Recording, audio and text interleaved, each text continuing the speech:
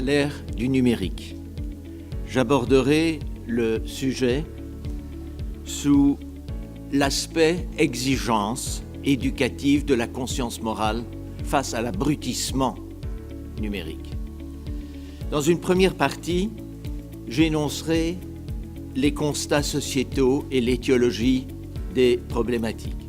Dans une seconde partie, je proposerai quelques repères éducatifs à la dignité de l'enfant. Qu'est-ce que l'ère numérique? Qu'entend-on par ère numérique? C'est l'époque, en l'occurrence actuelle, pendant laquelle les informations circulent de façon prédominante sous codage informatique. Dans les années 2000, Internet, le réseau des réseaux, la toile, surgit dans de nombreux foyers. Il nous permet de tout savoir, de gérer nos affaires, d'être connectés avec chacun partout dans le monde, de nous distraire, ainsi que d'effectuer nos achats. Outil extraordinaire sous bien des aspects, accessible à tous. Internet s'étend rapidement dans tous les milieux. De ce fait, il favorise aussi le développement d'activités illicites, sites de pornographie, sites terroristes, sites de jeux violents qui incitent au suicide. Il suscite des dépendances qu'il entretient. Des millions de jeunes passent quotidiennement de nombreuses heures dans le cyberespace, jusqu'à 18 heures par jour pour certains.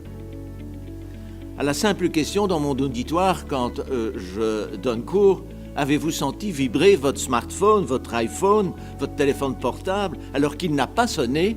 9 étudiants sur 10 répondent aujourd'hui par oui.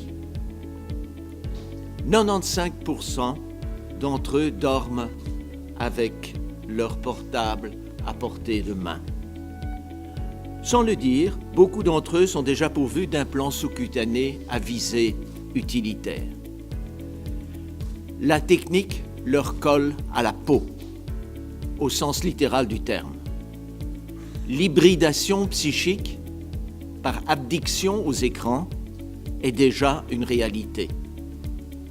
Technique et technicité se rejoignent pour devenir la nouvelle culture de référence. Les appareils numériques manipulés jour et nuit par les jeunes visualisent tout de la vie, et particulièrement ce qui est transgressif. Agression, bagarre, défonce, perversité sexuelle. Et pourtant, il est reconnu que, par exemple, les jeux vidéo violents augmentent de 15% les comportements agressifs. La facilité que présente Internet, ainsi que le fait de pouvoir rester chez soi, dans sa chambre, pour l'utiliser, augmente fortement le risque de conséquences négatives dans la vie personnelle et relationnelle de l'individu. Le smartphone est pratique. Il est pratique à utiliser pour l'adolescent. Il va pouvoir jouer avec lui durant la nuit, dans le lit, mais aussi en journée, au cours. Il échappe au contrôle des parents et des professeurs. Par ailleurs, pourquoi l'adolescent bien dans sa tête, effectuant de bonnes études, en bons termes avec ses parents, passerait-il ses nuits sur son smartphone? C'est donc l'adolescent fragile, en difficulté, qui s'empressera de fuir ainsi la dure réalité de la société. Les adolescents, comme les adultes d'ailleurs, sont dépendants de l'objet technique. Néanmoins, les ados accordent en soi plus d'importance à la socialisation. Il est essentiel pour eux de se sentir membres d'un groupe afin de discuter musique ou de s'échanger des selfies. Les smartphones contribuent à cela. Ils règnent sur la vie numérique. N'oublions pas cependant que le smartphone n'est qu'un vecteur et que ce qui pose problème, c'est ce qu'il y a derrière et c'est ce qu'on en fait. Combien de jeunes ne nous confient-ils pas qu'ils regardent les autres et la vie comme à travers un écran, qu'ils ne connaissent leurs copains que par Facebook, qu'ils cherchent dans leur déplacement en transport public l'endroit où il n'y a personne, afin de pouvoir demeurer dans leur bulle hyper connectée. Ils reconnaissent également en toute spontanéité ne pas réfléchir, ne pas être créatifs dans leur journée, manquer souvent d'espoir et être usés de leur quotidien. Ils admettent aussi leur plaisir à répondre et réagir avec empressement à des courriels, SMS, tweets, vidéos, happés qu'ils sont, par une véritable frénésie visuelle et cognitive. La manière de vivre aujourd'hui, en échangeant constamment des messages avec les personnes que l'on aime, avec nos collègues de travail, avec des connaissances lointaines, ressemble à une surprenante télépathie assistée par ordinateur.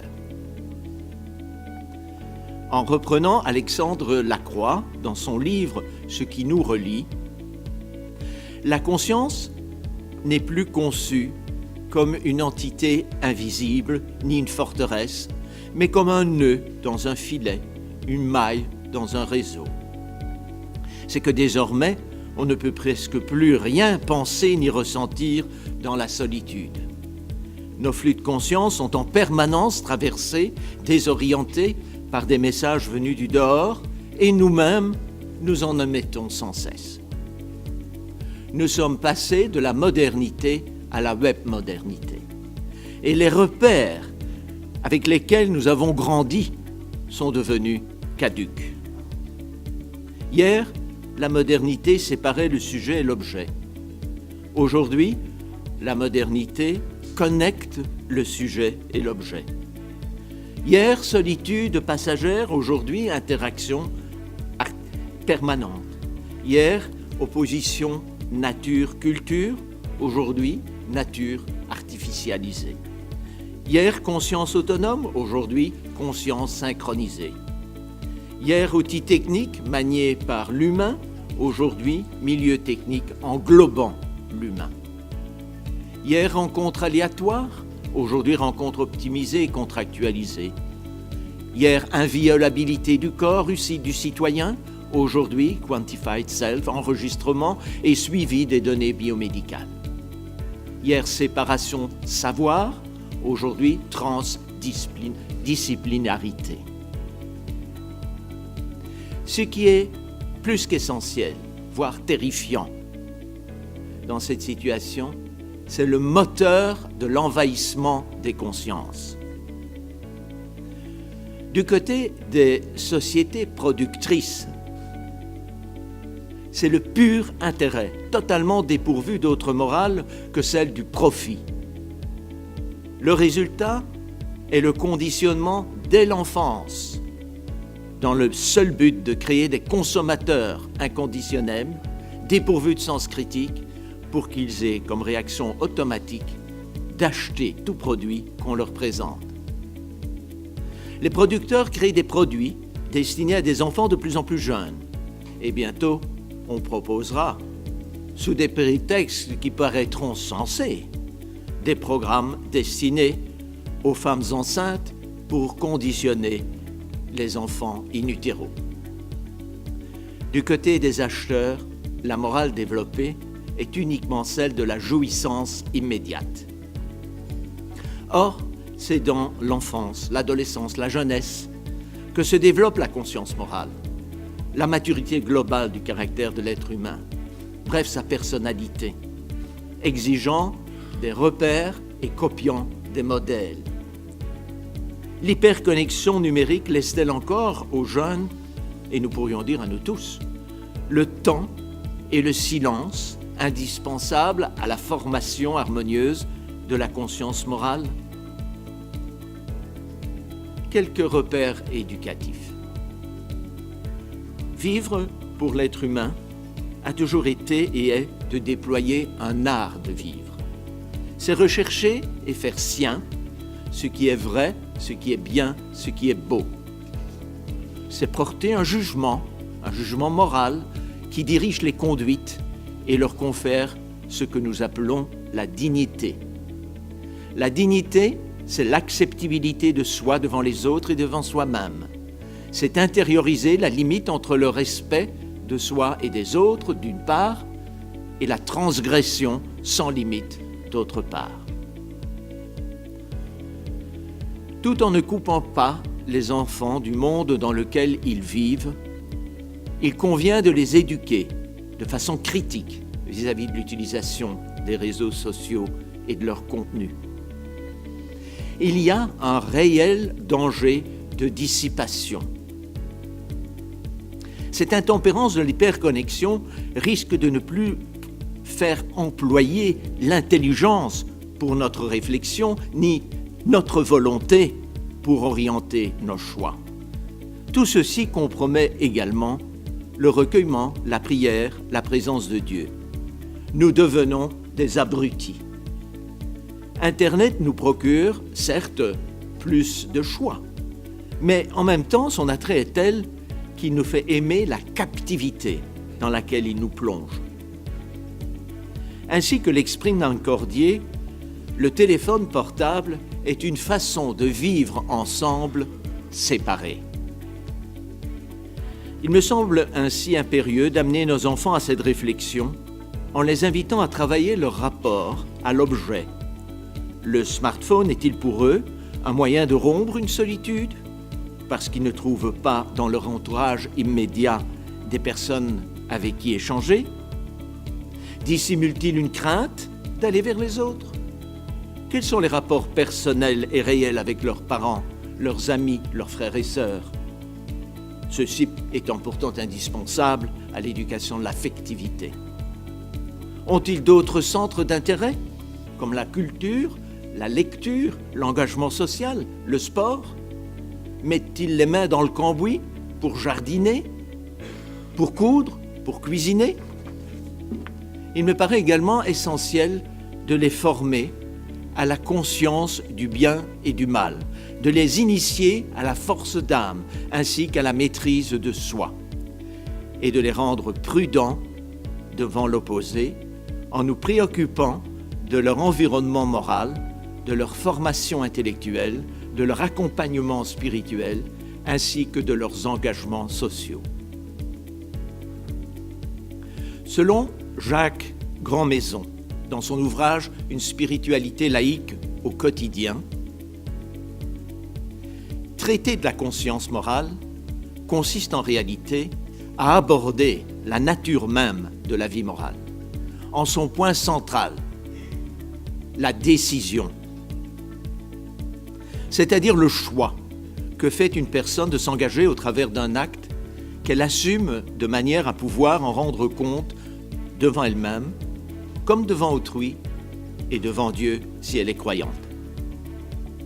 À l'ère du numérique, hélas, la culture de la rapidité domine les décisions et les relations. L'action immédiate l'emporte sur la réflexion.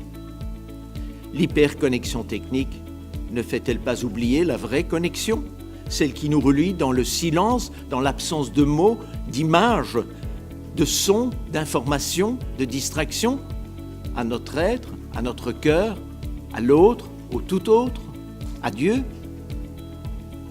Initions nos enfants sur le chemin décapant qui mène à la profondeur la plus intime de l'intériorité.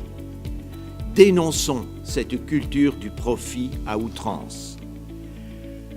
Face à la pression croissante de la technique, Bergson appelait à un supplément d'âme, c'est-à-dire à un plus d'intériorité, pour donner un sens humain à l'agir technicien. L'enjeu est pour lui de créer des sociétés ouvertes et non pas closes. L'usage d'Internet a besoin d'être conduit par un sens qui naît de l'intérieur de l'homme comme d'une personne unique. Sinon, il mènera à une régression humaine. Lentement, mais sûrement, sans crier gare, tant il fascine.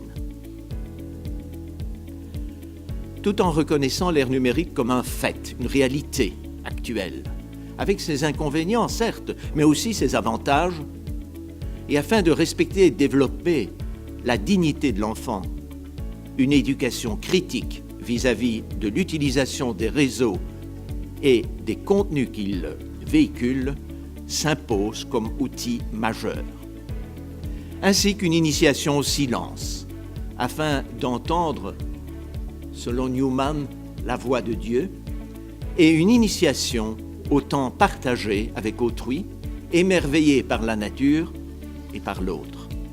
Oui, à une éducation, à un art de vie simplifié et unifié dans l'être, la pensée, l'action et la contemplation. Oui, à un jeûne numérique comme ascèse moderne.